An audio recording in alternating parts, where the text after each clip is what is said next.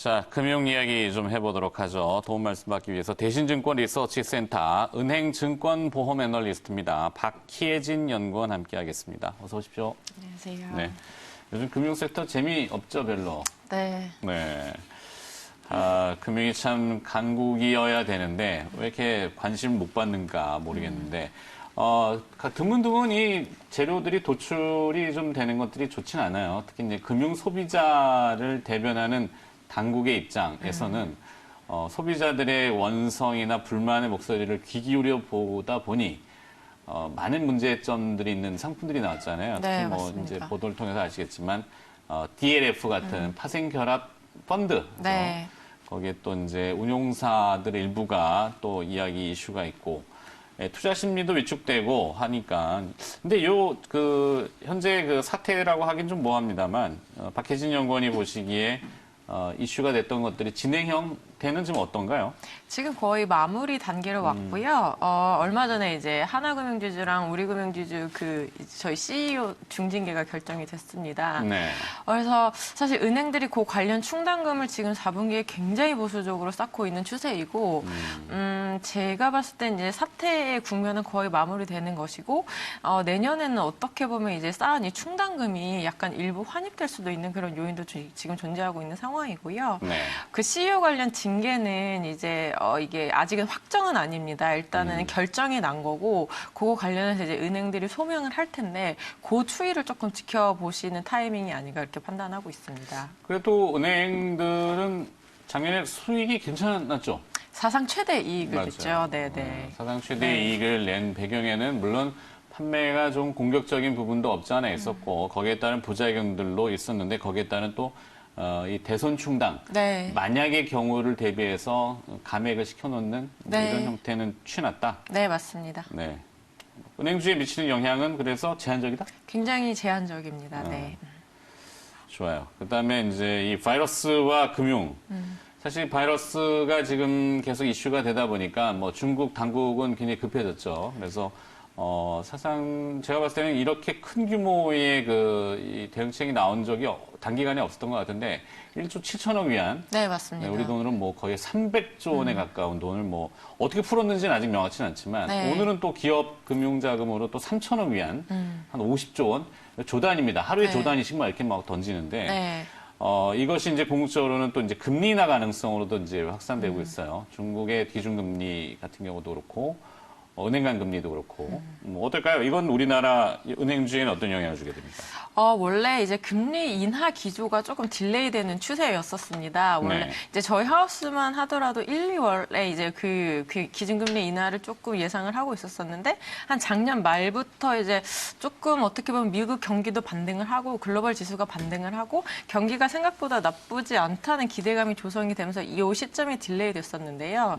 그 말씀하신 이제 중국 인민은행이 이제 대규모 유동성 공급을 유입을 함에 따라서 사실 이제 우리나라도 영향을 좀 안 받지는 못할 것 같습니다. 그래서 저희 하우스 같은 경우에는 빠른 상반기 중으로 기준금리 한 차례 인하 가능성을 좀 지금 예상을 하고 있습니다. 한국은행 BOK 기준인가요? 네, 맞습니다. 과연 여력이 있을까? 성장률도 지금 조금 낮아지고 있는 가운데 금리 인하. 물론 뭐 역설적이긴 합니다만 중국 같은 경우는 이제 MLF나 뭐 LPR 같은 경우 기준금리가 거긴 또 바뀌어가지고 막 믹싱을 해놨던데. 네. 어떨까요? 뭐 이런 기준금리와 또 지준율 뭐 맨날 네, 하는 게 맞습니다. 그거잖아요. 지준율. 네, 네. 그 중국 정부가 이제 유동성을 조절하는 뭐랄까 장치라는 게 이제 기준금리라는 게 있고 네. 아까 말씀하신 지준율이라는 게 있는데 기준금리는 뭐 우리나라처럼 이제 상한 하한을 제한해서 이제 정부가 내리는 거고요. 지준율이 이제 지급준비율이라고 그래서 이제 은행들이 일정 부분 갖고 있어야 되는 유동성을 뜻하는 겁니다. 그래서 사실 어떻게 보면 지준율을 이제 그러니까 지준율을 이제 그 도구 삼아서 이제 유동성을 좀 조절을 한다 이렇게 좀 보시면 될 것 같습니다. 네. 2월 달에 그 조절할 가능성이 굉장히 높다라고 지금 평가들이, 뭐 글로벌 IB들이 많이 내놓던데. 네. 신용평가 기관들도 이렇게 언급을 또 많이 하고 있고요. 네. 좋아요. 그렇다면은 우리 종목별로 이제 봐야 되겠는 타이밍인 것 같은데 KB금융 먼저 볼까요? 네, KB금융은 이제 제가 봤을 때는 지금 그 아까 말씀하신 DLF 사태도 그렇고 이제 운용사 관련 이슈도 그렇고 거기서 지금 유일하게 자유로운 종목이라고 보시면 될 것 같습니다. 뭐에도 엉킨 게 없지. 네. 깨끗하다 이 얘기 못 들은 것 같아요. 네, 맞습니다. 그래서 4분기에 이제 KB금융 고거 관련 충당금이 전혀 없었고요. 앞으로도 이제 진행된 이벤트가 전혀 없습니다. 근데 KB금융에 대해서 조금 더 설명을 해드리자면 우리나라에서 최고의 자본 비율을 가지고 있는 금융 지주입니다. 그 말은 뭐냐면 그 주주 배당 정책에 대해서 굉장히 우호적으로 할 수가 있다는 건데요. KB금융이 이제 작년에 1,000억 자사주 소각에 이어서 올해 이제 배당을 결정을 했는데요. 이 배당금도 상당히 전향적인 수준에서 결정이 됐습니다. 근데 이제 KB금융은 여기서 끝이 아니고 배당도 할 수 있으면서 추가적인 M&A까지 성장 동력을 지금 가지고 있는 회사입니다. 네. 그래서 이제 올해 이제 지금 딜이 얘기가 되고 있는 게 이제 프루덴셜 생명이 있는데요. 아직까지 뭐 사측의 입장은 뭐 검토 중으로 나타나고는 있으나 어찌 보면 지금 우리나라 금융 지주 중에서는 이제 그 배당 정책과 성장 정책을 좀 동시에 실시할 수 있는 유일한 좀 종목이 아닐까 그렇게 보고 있습니다. 네. 뭐 역설적인 것 같아요. KB금융은 워낙 보수적이다 보니까 이런 위험자산 투자에 대해서 리스크를 노출 안 시킨 게 이번에는 오히려 더 다행이었다고 볼 수 있는데 기업들도 그렇잖아요. 사실 유보율이라는 걸 치는데 유보율이 많은 기업이 좋은 기업이냐 꼭 이렇게만 보지 않아요. 그러니까 돈을 막 쌓아만 놓는 기업, 그렇죠. 투자할 데가 없는 기업, 이거는 성장성이 없다라고도 보는데 금융도 뭐 그런 개념으로 좀 보나요? 네, 충분히 그렇게 보셔도 되고요. 네. 그러니까 이게 현금이 많고 이익잉여가 많으면 많을수록 자본 효율성이 떨어질 수밖에 없습니다. 그렇죠. 그래서 이 자본을 기업들은 잘 활용해야 되는 방식을 선택을 해야 되는데 그게 이제 배당이 하나 있을 수 있고요. 두 번째는 이제 M&A가 있을 수 있습니다. 근데 이 두 가지를 모두 다 쓸 수 있는 게 이제 KB금융이다 이렇게 보시면 될 것 같습니다. 네, 지금 화면에 이제 4분기 실적보다는 자본 정책을 기대한다. 사실 그 금리 인하 이슈가 지금 글로벌 이야기에 있지만 미국 같은 경우는 지금 배당 수익률이 한 1.8%, 기준금리가 뭐 그보다 훨씬 낮은 수준, 또 시장금리는 더 낮은 수준, 지금 시장금리 1.5%까지 떨어져 있잖아요. 네, 맞습니다. 우리도 이제 배당을 조금 늘린다면 기준금리보다는 배당 정책에 관심을 두는 어떤 그 자본의 유입, 이것도 기대해 볼 수 있는 것 같은데 한번 요거 점검해 보시겠어요? 그 이제 우리나라 은행들이 배당 성향이 그렇게 높은 편은 아닙니다. 지금 금융지주 그 돈 다 누가 성향 가져가나요, 그러면? 그 돈을 이제 은행에서 일부는 이제 유예를 하고요. 아까 말씀드린 이제 M&A 성장 동력으로 쓰기도 하는데, 근데 이렇게 보시면 돼요. 1년에 한 3.5조 정도를 버는데, 한 해에 이제 자본으로 8천억이 이제 나갑니다. 우리나라 은행들이. 네. 근데 그럼에도 불구하고 이제 배당 성향이 이제 갓 25%를 넘게 되었습니다. 그래서 아까 말씀 주신 것과 마찬가지로 우리나라 금융주주들이 1%의 배당 성향씩만 올려도 사실 배당 수익률이 엄청나거든요. 그래서 금융주가 아까 말씀 주신 것처럼 지금 인기가 없는 건 사실이나 저희가 이제 코스피의 상방이 이제 예전처럼 폭발적으로 증가하지 못한다는 걸 좀 가정을 했을 때 어떻게 보면 이렇게 안정적인 배당 수익률을 받을 수 있는 종목에 대한 관심이 좀 유의할 것 같고요. 그렇죠. 이미 이제 뭐 웬만한 금융지주들은 배당 수익률 6%대를 뚫었습니다. 이 정도 수익률이면 사실 ELS 한 해의 수익률이거든요. 그래서 6%요? 네, 맞습니다. 그래서 뭐 그런 쪽으로 은행주를 한번 점검해 보시는 것도 나쁘지 않을 것 같습니다. 네, 얼마 전 기사 보니까 은행 이자 1년에 뭐 8만 얼마 더 준다고 뭐 줄 이렇게 나래비를 서 있고 네. 뭐 그런 것도 본 것 같은데 네. 참 짜군요, 배당이.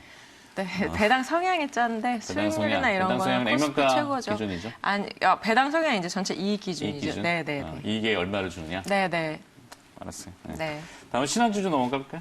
신한지주가 사실 항상 만년 모범생이었고 이익도 굉장히 폭발적으로 잘 내는 회사였고 작년에 이제 오렌지 라이프를 성공적으로 인수하면서 어떻게 보면 주가 수익률도 굉장히 좋았습니다.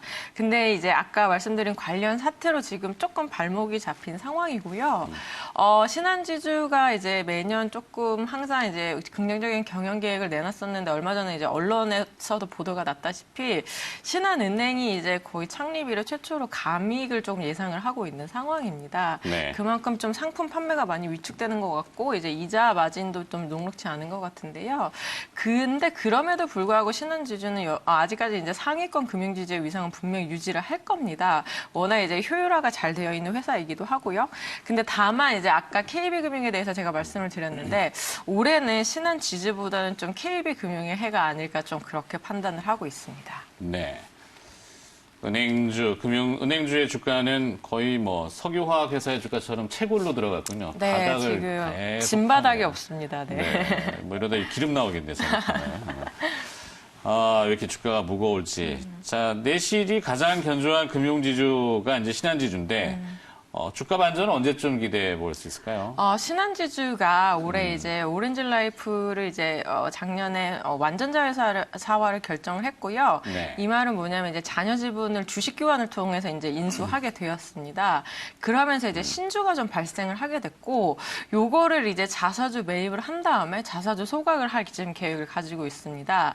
근데 이제 이번 컨퍼런스 콜에서 말씀을 주셨던 게 이제 4월 28일 이후나 돼야 이제 자사주 소각 규모라든지 매입 규모에 대해서 방향성이 좀 정해질 수 있을 것 같고요.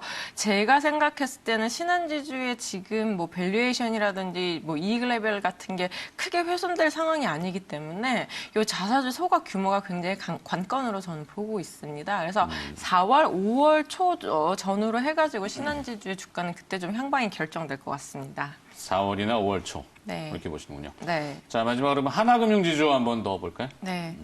하나금융지주는 배당하면 이제 우리나라에서는 하나금융지주가 되었습니다. 이제 하나금융지주가 과거에는 이제 예전에 이제 대손 충당금 때문에 좀 많이 몸살을 앓았었는데 이제 그런 게 다 클린화 돼버리고 이익 체력이 폭발적으로 증가하면서 사실 이제 과거의 디스카운트 요인이 다 해소되었다고 보시면 될 것 같고요. 뿐만 아니고 하나금융지주가 이제 베트남의 BIDB라는 국영 은행을 하나 인수를 했고 요번에 그다음에 이제 하나금융투자에 4조 원 증자를 실시를 했습니다. 그러면서 올해도 사실 은행들 상황이 녹록치는 않은데 추가적으로 증액 요소를 이제 굉장히 많이 가져가고 있는 회사고 배당도 이번에 정말 좀 많이 줬습니다. 뭐 배당 수익률 6% 가까이 기록을 했고요. 그래서 아까 말씀드린 KB금융처럼 자본 비율이 넉넉하지는 않지만 그 안에서 지금 주주환원 정책이랑 M&A를 위해서 좀 최대한 효율성을 추구하고 있는 기업이라고 보시면 될 것 같고요. 또 상위권 금융지주에 비해서 밸류에이션도 굉장히 낮습니다. 그래서 하나금융지주도 저는 지금 좀 매력이 있지 않나 그렇게 좀 판단을 하고 있습니다. 네. 자, 뭐 은행 업종을 대변하는 자리는 아니시고 은행 업종을 이제 분석하는 애널리스트니까. 근데 요즘 뭐 죄송합니다. 은행 업종에 대한 메리트가 딱히 반전의 계기가 네. 뭐 조금 눈에 보이는 건 없는데 혹여나 최근에 각국 중앙은행들이 추구하고 있는 디지털 화폐 관련된 이슈가 있잖아요. 네. 요거가 은행주의 어떤 직접적인 연관성이 좀 있을까요?